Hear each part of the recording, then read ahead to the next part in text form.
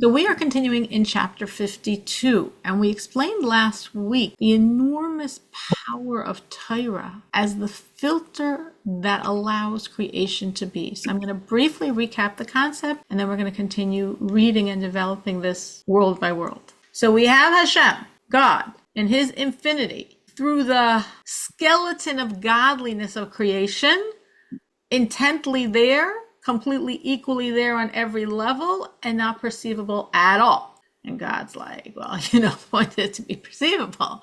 Point is for there to be a creation. So therefore God squashes himself and expresses himself in the first vehicle that can handle him in his squashed state, which is the will and wisdoms of the world of Atzilus. So Ratzon, Chachma, Bina, Das, the supernal will, seminal wisdom, understanding, and connectivity in the highest of the four spiritual worlds, the world of being, the world of Atzilus. There, God is revealed to those dimensions. Is he now revealed that there can be a creation? Not at all. Not at all. Only revealed that the will and wisdoms can absorb and receive from his energy. So that's not getting where we need to go. I mean, this is a step, but we need a creation to happen. On the will and wisdom's level, there's still no creation. They're still referred to as Alman Sasimin, the concealed worlds. Concealed means there's no outward revelation. There's no creation that can come from this level. So God further constricts himself, much, much more, and now descends into the lowest of the 10 dimensions of the highest world, the world of being, the world of Atzilus. He descends into Malchus, the 10th dimension, sovereignty of the world of Atzilus. Now in the Tanya, we have not yet identified this level as Malchus, as sovereignty. I'm telling you this. Hopefully we'll actually finally read it today. The Rebbe refers to it by several terms: the mother, the queen, the world of revelation, and Shechina. And Shechina is the one we're using for most of these times. When we're referring to her, we're referring to her as Shechina. So the mother, because there's going to be a creation, she's going to give birth, so to speak, to creation. The queen, she's reflecting the will of the king. The world of revelation here, at this point of Malchus of Atzilus, the 10th final level of the highest world, Malchus of the world of Atzilus, sovereignty of the world of being. Now there can be other. Revelation means other bound, that something outward can receive from this energy, that there can be. That's Alma Disgasti. And Shechina, the key term that we keep using again and again and again for this level, we have not yet called it Malchus, sovereignty. We keep calling it Shechina, because Shechina is from the term shochen, the dwelling, a higher energy coming into a lower energy. Well, that's exactly what we're talking about here. We're talking about the infinity of God, way too intense for anything, descending into Shechina. Now creation can happen, because that's the power of Shechina, as the mother, as the queen, as the world of revelation. She's expressed outwardly. We said that in this dimension, in this mode of this sphere of sovereignty, is God's speech. Speech means an outward revelation. Thinking is an inward revelation. Speaking is an outward revelation. God created everything and continues to create everything with his speech, which means with the power of Malchus, sovereignty of the world of being. So great, the infinity of God has squashed enough to get into sovereignty of the world of being, Malchus Vatzilus, Shechina, and now creation can happen. And we said, no, it cannot. Why not? Because this is still way too intense. The infinity of God in Malchus of Atzilus and Shechina and sovereignty in the world of being is way too intense for creation. It would burn up any creation. It's, as we said, it's the sun where the rays are, but within the sun there can be no rays, right? Remember that was the metaphor that the Rebbe uses extensively in Shar Yichud Emun and is referencing here. We have a sun, and 92 million miles away on planet Earth, we have very strong rays. But we said if we follow those rays back to the sun, we don't see the rays at all. They disappear. Aren't they much more powerful? They're closer to their source. They must be much more powerful. Yeah, but when they get too close, they don't exist at all because the source so overwhelms them. So Shechina, Malchus of Atzilus, is so overwhelming whatever she's creating, it doesn't exist at all. So we need a filter that the infinity of God within Malchus of Atzilus can, through this filter, create, and creation can exist and not be overwhelmed by the infinity of God within Malchus of Atzilus that's creating it. Because again, when the rays are by the sun, they don't exist at all. So how is creation going to exist? We need a filter. We said, why is it difficult to find a filter? Because Any filter weaker than Malchus of Atzilus will get burnt up by Malchus of Atzilus, so it won't work. And any filter stronger than Malchus of Atzilus, well, if the energy of Malchus of Atzilus is too strong, a filter stronger is not going to help. I'll just have even more intense energies to burn up creation with. So nothing weaker is going to work and nothing stronger is going to work. So am I stuck? Of course not, because God has the perfect filter. And that perfect filter is the infinity of God, expressed in will and the wisdoms through Torah. As we said originally, remember, the infinity of God squashed itself into will and wisdoms, the will in the three dimension of wisdoms, as expressed in Torah mitzvahs. So Torah contains the will and wisdom of God, contains God's infinity, so it's far more powerful than Malchus of Atzilus. Torah is on the highest of the 10 levels. Malchus of Atzilus on the lowest. Will is even higher than the 10 levels. So the infinity of God in will and the wisdoms, which is not Alma Diskalia, is not a world of revelation, is not small enough for revelation. It's a world of concealment. It's beyond revelation. That's way, way, way more powerful than Malchus of Atzilus. So we have no fear. Malchus of Atzilus definitely isn't going to burn that up. But then we're like, well, so how are we helping the situation? Creation can't handle Malchus of Atzilus, and now I'm using a filter, something much more powerful than Malchus of Atzilus. I said, no, it actually works. Because this is Torah, the infinity of God, within the will and wisdom, as expressed in Torah. And Torah descends on each level of creation to be expressed in each world as per the capacity and nature of that world. So there's a Torah in the world of Bria, world of creation. There's a Torah in the world of Yetzirah, the world of formation. There's a Torah in the world of Asiya, the world of descent. And there's Torah in our physical reality, the Torah we learn. And the Torah we learn speaks about very physical things, very much matching and expressing the energy of our world. So Torah is way beyond. It's the force of creation itself. But it's not only the force of creation, it's also the filter for creation, because it descends to each world. So the world can handle it, because it descends to that world. And it's a filter and much stronger than Malchus of Atzilus, because it's way beyond. So it's stronger than, and yet relating to each level of creation.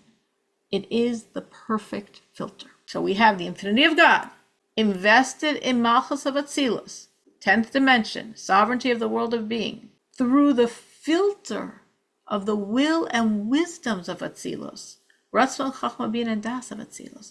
And now the energy extends, and now creation can take place on the world of Atzilus. Whatever creation means on the world of Atzilus, whatever angels and souls and beings are on the world of Atzilus, now can happen. And now this entire, if you will, package, the infinity of God, invested within Malchus of Atzilus, through the filter of the will and wisdoms of Torah of Atzilus, now descends to the next world, Bria, and then to the world of Yetzirah, and then to the world of Asiya, and then to our physical reality. And on each world, creation will take place through this model within the paradigms of that world. And that's what we're about to begin to read inside. Any questions on any of this? Well, I have to say, because we discussed this last week, this was a very fast review. It's a complex concept, so I want to make sure it's very clear so we understand the next step the Rebbe is going to tell us now. But I have to say that last week I was very trying to do this very impossible thing of making a ticket for my daughter for Yisrael Pesach. Details, very difficult. And I finished the class and I was like, okay, I'm one with the source of creation. I'm one with the filter of creation. I'm one beyond creation. As we learn Torah, we're one with Torah. We're one beyond all of creation. I can't possibly get pulled down by creation. I felt so strong. I felt so empowered. I went back to my computer, didn't find her the ticket Tuesday, worked on it lots of times Wednesday, and finally Thursday got her a ticket. Totally calm, totally strong. Now today I have to do this for my son, and I also was like, and I'm like, no. I'm not going under. I'm one with Torah. I'm one with the source of worlds. I'm one with the filter of worlds. I'm beyond world. So world can't pull me down. So hopefully after this class, I'll be able to go back to my computer and actually find something for him as well. So looking inside, we are on page Ayin Gimel, about 14 lines from the top, the last word of the line. As we've explained above, that the infinity of God, remember that was what we said originally, is engarbed in Chachma of the world of Atzilus. the seminal wisdom of the world of being, the highest level of the highest world. And he, God, and his chachma, his seminal wisdom, are one. So how high is this chachma, Torah? Absolutely one with God. So we are showing here, we need a filter from Malchus of Atzilus, the lowest level of the highest world. What could possibly be a filter? What creation could be a filter? No creation could be a filter, because that's the whole problem. Creation will get burnt up by Malchus of Atzilus. No problem. We're going to go to Chachma of Atzilus, the highest level of the world. And no way can Malchus of Atzilus burn up Chachma of Atzilus. No way can it burn up Torah, because who? V'chachmaso echad. God is one with Chachma. Well, isn't God one with Malchus? God descended into Malchus. It's Shechina. It's a higher level descending into a lower level. But Chachma, seminal wisdom, and God, that's one. And that's Torah. So Torah, same as Chachma Vatzilus, God, all one. And that's the energy we are one with, Rak, only, because we'd say, well, wait a minute, if Torah is that high, it won't get burnt up by Malchus Vatzilus, but it will burn up creation, so it's not going to help. No, it works on both directions. Sheyarda, that this Torah, this will and wisdom of God that's absolutely one with him, descended B'Seser HaMadregos, in the mystery, in the divine secret of the levels, Mimadrega L'Madrega, level upon level, B'Shtalshalos HaOlamas, through all the descent of all the spiritual worlds, do you know how low this Torah descended to? It gets all the way down through the whole Atzilus, and then through the whole Bria, and then through the whole Yetzirah, and then through the whole Asiyah, going through all four spiritual worlds of being, of creation, of formation, of descent, and then it comes into our physical reality, the physical manifestation of the world of Asiyah, the world of descent. And you know what Torah talks about here? Physicality. Wool and linen and oxen and meat and milk and money. All the physicality of our world, that's what Torah discusses. This is the will and wisdom of God that's the source of creation and the filter for creation? Yes. And it just has kept descending and descending and descending until it comes to our world, and it works with our world. But within the energy of our world is that same will and wisdom of God, absolutely one with him. These are the 613 commandments. These are God's will and wisdom. I think sometimes when I think of this concept of the tale of the princess and the pea, if you don't know the story, you don't have to worry about it. But if you know the story, I think it's a good reference point. That we have a pea, hard little thing, and we have layers and layers and layers and layers of mattresses and pillows over that pea. But the princess, proves she's a princess, even though there's 20 mattresses between, can still feel the pea through all those pillows. And that is sort of a vision of what the Rebbe is saying here. This is God. This is his will and wisdom. This is him. And it comes into one layer of encasement and another layer and another layer and another layer. It comes into our physical reality. We talk here literally in Torah about oxen, about stealing, about abuse, about deceit, about pits and oxen and broken legs and wool and linen and all this stuff that's only relevant in our world. But within all those layers, you can still feel the pea if you're a princess.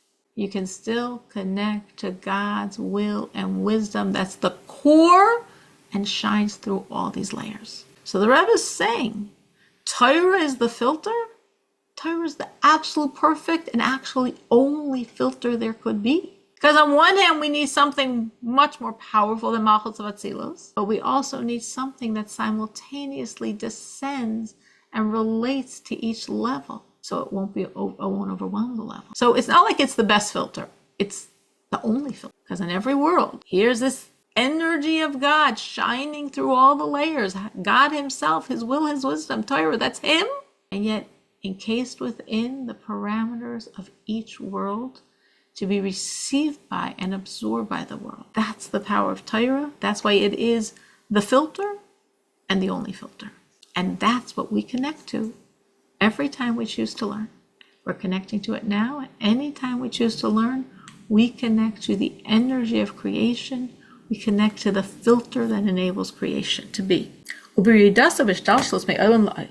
Now when she here means Torah, God's will and wisdom, within which is containing the infinity of God.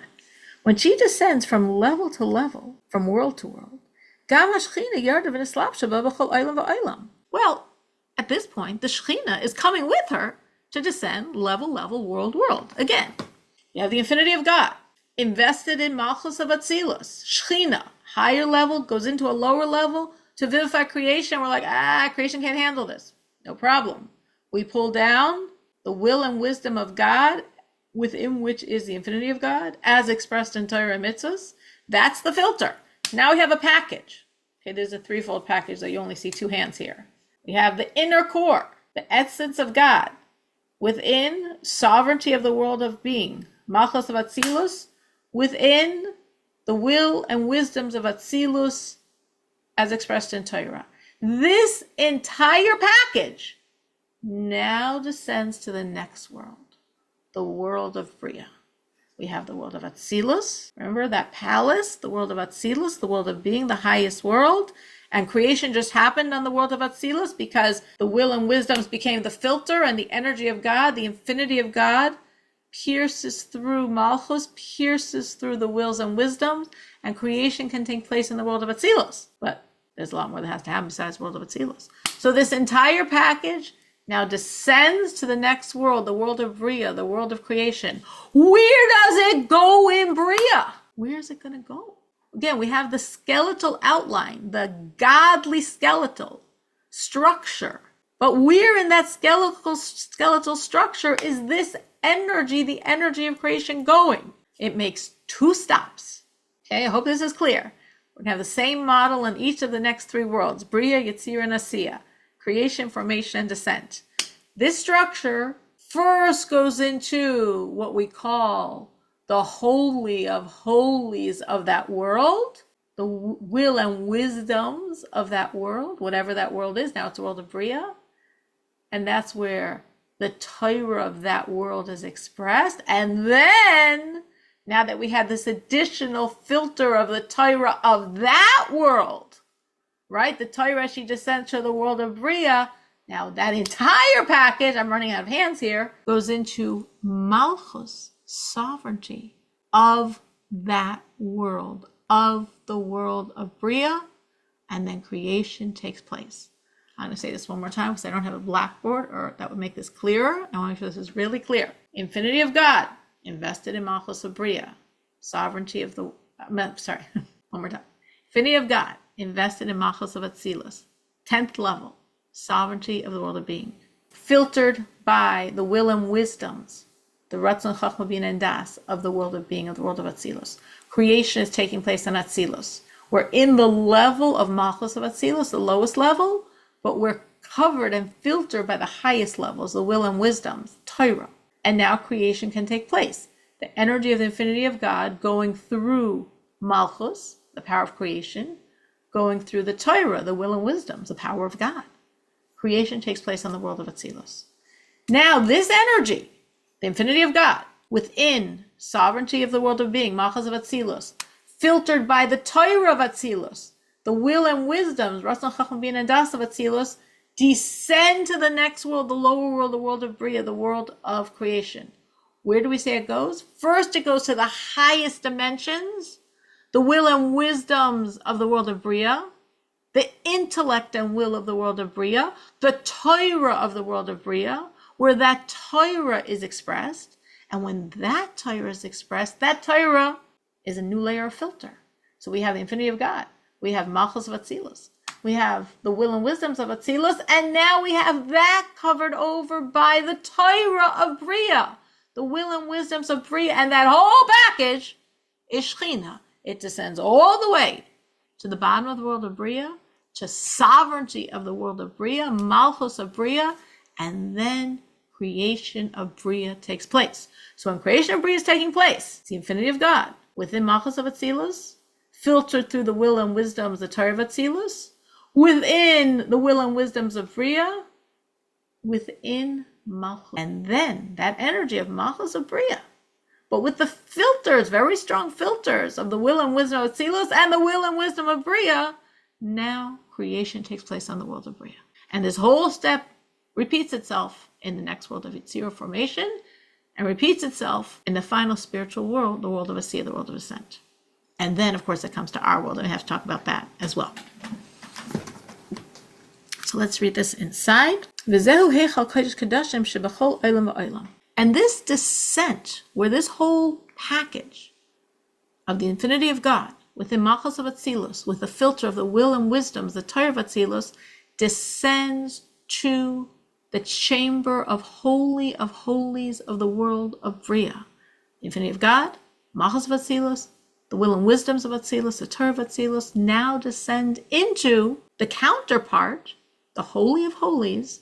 Why is this called the Holy of Holies? Because the Holy of Holies is where God's presence is revealed. It's where we have, as we call it, Hashra'as Hashchina, the resting, the revelation of the divine presence. Where is God revealed? In Chachma. In every world, God is revealed in Chachma, in the seminal wisdom. Why in Chachma? Because Chachma is absolutely nullified to God. Such nullification, it takes up no space.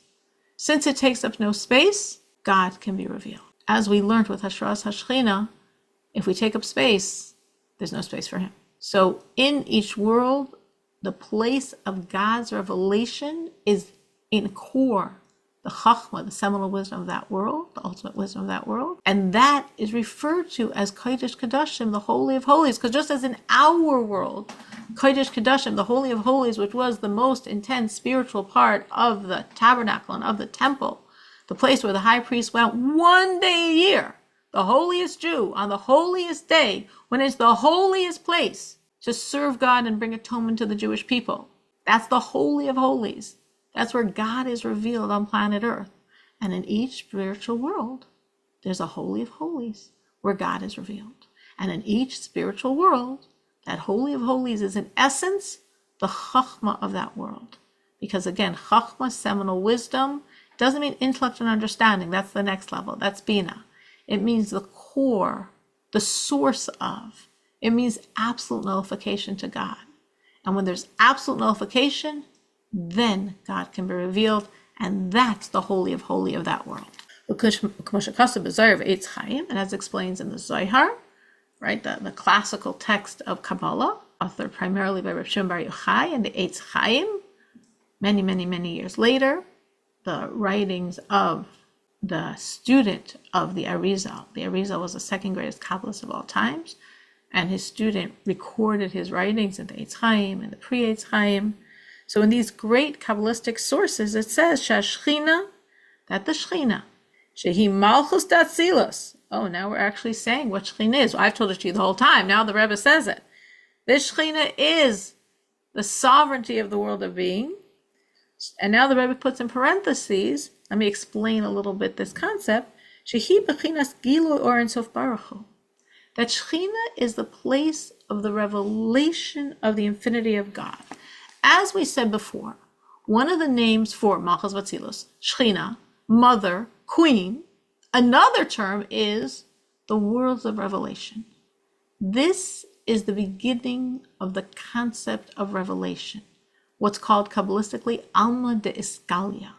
The worlds of revelation start with Malchus Vatzilus. Because until Malchus Vatzilus, everything higher than her is called Alman Sesimin, the worlds of concealment, where there's no concept of outward bound, creation bound, revelation bound. It's too intense. It's too godly for that. So in Malchus Vatzilus, now we have revelation. Now we have the ability to convey this light to creation. And that's why, as we said, Malchus Vatzilus is God's speech. Malchus Vatzilus is, in the holiest of God's names, is a name spelled out with 4 letters that we do not pronounce, a Yud and a Hey and a Vav and a Hey. And that formation of letters really expresses the 10 divine energies in the world of Atzilus, in the world of being. The Yud, the first letter, is the Keser, the crown, higher than the 10, of which the lower dimension is the will that we've mentioned many times. Then the Hey is the second of the intellectual qualities, Bina, understanding. And then the Vav is the 6 emotions, from kindness through foundation, from chesed through yesod. And then the final hey of the yud and the hey and the vav and the hey, the final hey is malchus. Why is malchus represented by that final hey? Because hey, which is a number 5, has 2 connections to speech. Hey is a letter of breath. Kabbalistically, we call it Isa Kalila, the light letter. Hey. It's the breath letter from which all other speech is formed. So that's why the hey is speech. And hey is 5. Numerically, it's the number 5 because there are 5 parts of our body that together work to create speech. So from both dimensions, from its guttural sound and from the numeration, from 5, Malchus as hey represents God's speech. And that's why it's sovereignty. Because the verse says, Devar melech shilton, a king rules with his speech. Kings don't need to do things with their hands. They say, and it happens. So Devar melech shilton, the king rules with his speech. God speaks, and it is. That's what happened initially 5,785 years ago, and it's been happening ever since. God keeps talking, and it is. Creation is by God's constant utterance of it, again and again and again and again and again and again for 5,785 years. So Malchus, as God's speech, is God's power of creation. That's why it's Shechina. That's why it's Alma de Iskalia. It's revelation. It's outward bound. It's creation. That's why it's the mother. What's the idea of mother if not the one that gives birth? She's giving birth to all of creation. That's why it's the queen. She's expressing the will of the king. God's will is expressed through her. That's how we have creation. So this is the power of Malchus, and that's why, again, Chachma, it makes so much sense that this is Torah, this is God. Chachma's place where God is completely revealed. And Malchus, it makes so much sense that she's Shechina, because she's his force of creation. She's his speech. She's his outward expression. And the synergy of God and Chachma, Torah, and God and Malchus, Shechina, creation, this is how all is. So in a sense, someone just said, are we co-creators? Might have been meant co-creators, God in Chachma and God in Malchus, and the synergy of the two is creation, which is 100% true, and yes, but we are also part of this process, obviously, because as we learn Torah, now that we understand Torah's foundational role in creation, we, the Jew who learns Torah, is causing new energies to be infused in all of creations. So every time we learn Torah, it's like creation gets a new burst of life, a new burst of creation, a new burst of vitality through the energy we draw down through the Torah we learn that goes through all of the worlds. Very, very, very powerful. Okay, so continue reading this about, now we're talking about Malchus of Atzilus Shechina. And that's why, as we explained, Malchus is called the Word of God, the breath of God, so to speak. Just like, so to speak, in a person.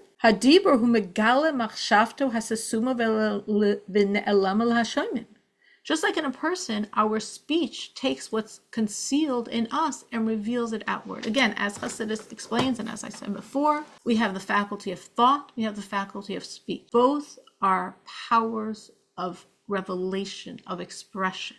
Thought is inward revelation, is expressing to myself, clarifying to myself. Speech is outward revelation. And therefore, if we're using speech, that means there's another that's the recipient of the speech. If God created, so to speak, with his thoughts, there's no other, it's him.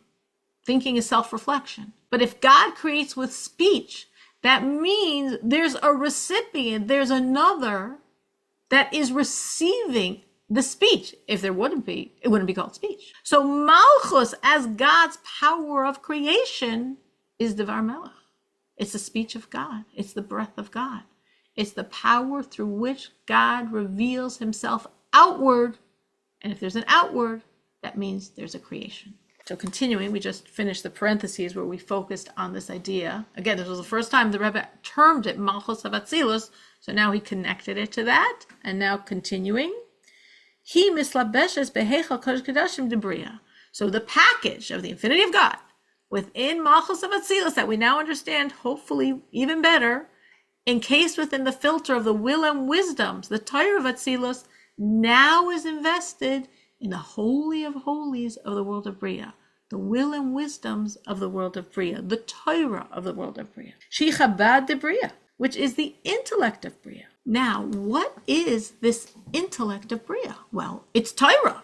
Just like the will and wisdoms of Atzilus is Torah, so this is now the Torah of Bria. So there's a different Torah of Bria? There's one Torah. God gave one Torah.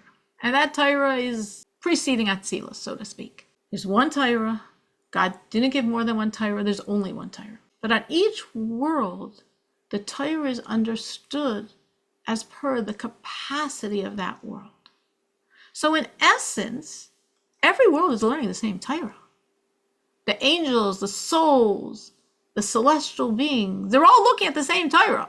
In Atzilus and Bria, in Tzir and Asiya, and in our physical reality, it's all the same Torah. There's only one Torah. But in each world, it's understood so differently based on the parameters of that world. Because like in our world, when we speak about an ox, we think of an ox. And we speak about linen, we think of linen. And we speak about milk, we think of milk. Well, there's no milk, oxen, or linen on any of the spiritual worlds. So when they have those terms in the world of Atzilus or Bria, Yetzir, Asiya, what do they mean? Well, it's this word, but they're understanding the godly energy within it, and specifically within the Torah that world most relates to. Because each world has a Torah most in sync with the energy of that world, which is the world of Atzilus is the Torah of Kabbalah, the inner dimension of Torah. The world of Bria, the world of intellect, is the Torah of the Talmud, the intellect of Torah, the Talmud. The world of Yetzirah is the Torah of Mishnah, of the bottom line law, the verdict, because Yetzirah is the world of God's emotions, and the law is his emotion. I want this, I like this, I love this, I hate this. I want this, I don't want this. My energy is going yes here, no here. Those are my emotions. God's feelings. That's the halacha, the law. That's the Torah of Mishnah, the Torah of Yetzirah.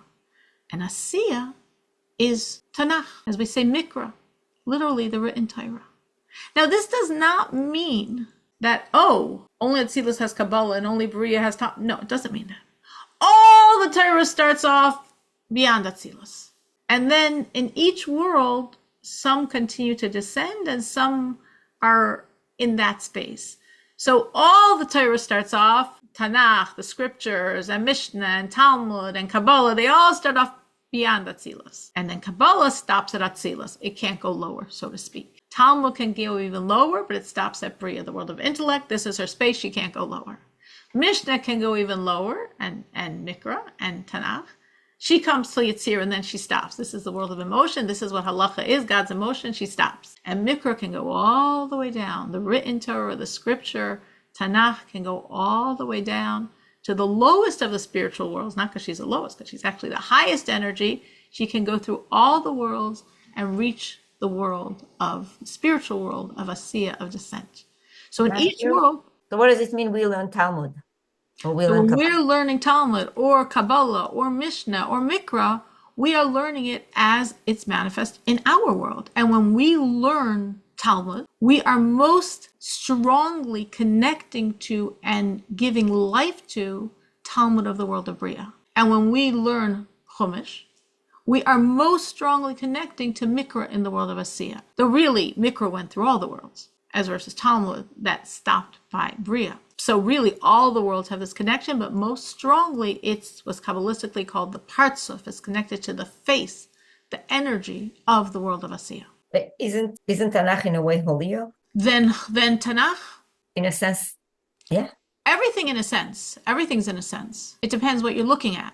There's nothing. Tanakh and Talmud. Tanakh is mamish the words of Hashem. Exactly. Talmud is not. Exactly. Which is why Tanakh only has the power to go all the way down to Asiya. So this is why I guess the Rebbe was insisting that all the other Jewish all the other Jews will learn Hasidut, because Hasidut is the depth of Kabbalah to really, right? Actually, Hasidut is higher than any of these levels. It's none of these levels. A lot of people think what you just said. So that was a very educated mistake, because a lot of people think it, meaning a lot of people think of Hasidut, of Hasidus, as the depth of Kabbalah. But the Rebbe explains that Hasidut is not Kabbalah. It's not the inner core of Kabbalah. It's not the outer dimension of Kabbalah. It's actually not Kabbalah. Hasidus is higher than any of these four levels, and it's beyond all four levels. So it's beyond any of the four worlds. Wow, I had no idea. Wow. But what I thought what you were going to say was actually something else, and I was like, "Oh, that's such a good thought." So I once you started your sentence, I thought you were going to say something else. I thought you were going to say that's why the Rebbe so much wants us to learn Chumash and Rashi, because we're getting all the way to Mikra, which is so powerful. But every part of Torah has enormous, distinct power, and I could make the case for any.